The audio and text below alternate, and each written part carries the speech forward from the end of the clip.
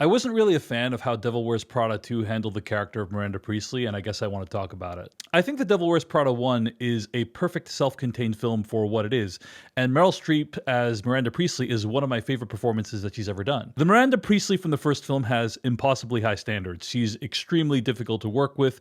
She's kind of a jerk to basically everyone around her. She's a larger-than-life character, and even though she did occasionally let the mask slip and show her feelings to Andy on occasion, and by the end of the film, she represented not just the concept of a bad boss, which is very common, but the idea of giving up your humanity for your work. Don't be ridiculous, Andrea. Everybody wants this. There's something really special about that because I think the concept of Miranda Priestly transcends humanity and instead becomes a legend. A legend, Mr. Wayne. That's why I was pretty disappointed in The Devil Wears Prada 2. Now, I just want to be clear, the movie is fine. It's not terrible or anything like that. It's a lot of fun, it's a crowd pleaser, and the outfits are to die for. The plot is essentially a soft reboot of the first film where Andy is inserted back into the situation and needs to overcome Miranda Priestly's icy demeanor in order to achieve her career goals. But this movie reframes the entire conflict because it actually takes into account all the changes that have happened in the publishing industry over the course of the last couple of decades. Magazines like Runway, the one that Miranda Priestly worked for, are slashing budgets. The physical magazines themselves had disappeared.